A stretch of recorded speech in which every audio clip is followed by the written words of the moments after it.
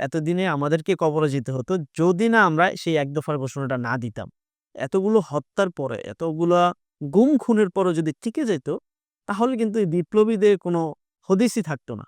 তাহলে সবগুলোকে লিস্ট করে সবগুলোকে ফাঁসি দিয়ে দিত। আমরা যারা দায়িত্বশীল ছিলাম আমরা পিছন থেকে মাস্টারমাইন্ড হিসেবে কাজ করেছি। আ আমরা যদি বলি যে আন্দোলনে অনেকে প্রত্যাশা করছিল যে যখন আন্দোলনের শেষের দিকে যাচ্ছিল, একের পর এক আহত হচ্ছিল, শহীদ হচ্ছিল। ঠিক সে সময় অনেক আশা করছিল যে যারা আন্দোলনে সমন্বয় করছেন বা নেতৃত্ব দিচ্ছেন তারা এক দফার ঘোষণা করবে। অনেকে দ্বিধাদ্বন্দ্বে ছিলেন। ঠিক শেষ মুহূর্তে গিয়ে আমরা দেখলাম যে শহীদ মিনারে এক দফা দাবি ঘোষণা করা হলো সরকার পতনের আন্দোলনে। না ঠিক ওই সময়টা কেমন ছিল আপনাদের কাছে আপনার কাছে? সে সময়ে আসলেই আমরা যখন দেখতেছি যে চারদিকে আমাদের লাশের মিছিল বাড়তেছে এবং এটি বন্ধ হচ্ছে না, তখন তো আমাদের আসলে ব্যাকওয়ার্ড যাওয়ার কোনো অপশনই নেই।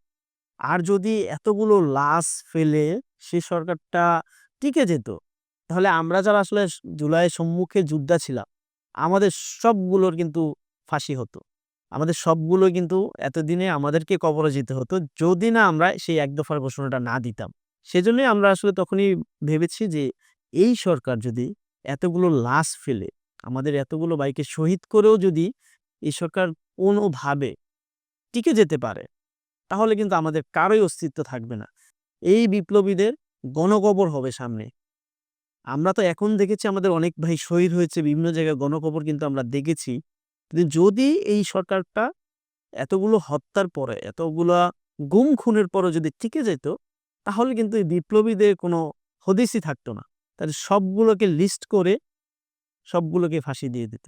তো সেই ক্ষেত্রে আমাদের তখনই আমাদের একটি চিন্তাভাবনা ছিল যে সাধারণ মানুষও চাচ্ছে এই সরকারকে আর আমরা চাচ্ছি না, যেই সরকার এভাবে লাশের রাজনীতি করছে, রক্তগঙ্গা বইয়ে দিচ্ছে। তো সাধারণ মানুষের যে চাহিদা এবং আমাদেরও যেই চাহিদাটা ছিল, মোটামুটি বলা চলে তখন ব্যাটে বলে একদম মিলে গেছে। যে আমরা সাধারণ শিক্ষার্থীরাও চাচ্ছিলাম যে কোটা সংস্কার থেকে যেই রাষ্ট্র সংস্কারের যেই আকাঙ্ক্ষাটা সাধারণ মানুষের মধ্যে, ছাত্র জনতার মধ্যে, তখন আমরা সেই বিষয়টা ইমপ্লিমেন্ট করি এবং সরাসরি আমরা এক দফাতে চলে যাই। আচ্ছা, আপনি তো আ পুরান ঢাকায় আপনার যে নিজ ক্যাম্পাস সরকারি শহীদ সোহরাওয়ার্দী কলেজ, ওখান থেকে কিভাবে আন্দোলনটা সংগঠিত করেছিলেন আপনার ক্যাম্পাস থেকে? সে বিষয়টা একটু জানতে চাচ্ছি।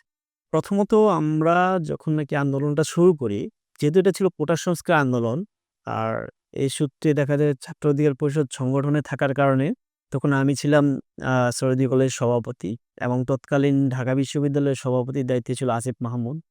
তো তাদের সাথে আমাদের কিন্তু খুব ভালো একটা কানেক্টিভিটি ছিল তখন থেকেই। তো তারা কিন্তু আমাদের থেকে খুব আগে ভালো থেকেই ভালো করেই জানে যে আন্দোলনগুলোতে আমাদের যে ভূমিকাটা বা আমাদের যে সাহসী নেতৃত্ব, যার কারণে কিন্তু তারা আমাদেরকে পার্সোনালি কিন্তু একটা মিটিং করে। সোহরাওয়ার্দী কলেজ, কবির নজরুল, তারপর আপনার Eden, Bangla college, Dhaka college, তখন নাজমুল হাসান ছিল, রাকিব, নাহিদউদ্দিন তারেক। তো আমরা সবাই কিন্তু ছিলাম। সেখান থেকে আমরা একটা প্ল্যান পরিকল্পনা করি যে ৭ কলেজের কিভাবে আসলে নেতৃত্বটা নিয়ে আসা যায়। তো য তখন তারা যেহেতু এটা নন পলিটিক্যাল একটা ব্যানার ছিল, তারা তখনই বলেছিল যে যারা আসলে ফেস পরিচিত, যারা আসলে দায়িত্বশীল, আমার ফেসটা তখন বেশি পরিচিত ছিল যেহেতু একটা দায়িত্বশীল পর্যায়ে ছিলাম। যার জন্য আমাকে সরাসরি ওইখানে ইনভলভ না হয়ে আমরা আমাদের যে ৩য় এবং ৪র্থ আ সারির যে নেতাকর্মীগুলা ছিল, তাদেরকে আমরা ফ্রন্টে নিয়ে আসি। যেন তারা বুঝতে না পারে যে এই আন্দোলনটা সরাসরি পলিটিক্যাল। যার জন্য আমরা যারা দায়িত্বশীল ছিলাম আমরা পিছন থেকে মাস্টারমাইন্ড হিসেবে কাজ করেছি। কিন্তু আমরা আমাদের যে ৩য় এবং ৪র্থ লেয়ারের যে সারির নেতাকর্মীরা ছিল, তাদেরকে আমরা সামনের দিকে দিয়েছি। যেন তারা বুঝতে না পারে এই বিষয়টা আসলে পলিটিক্যালি মুভ হতে যাচ্ছে।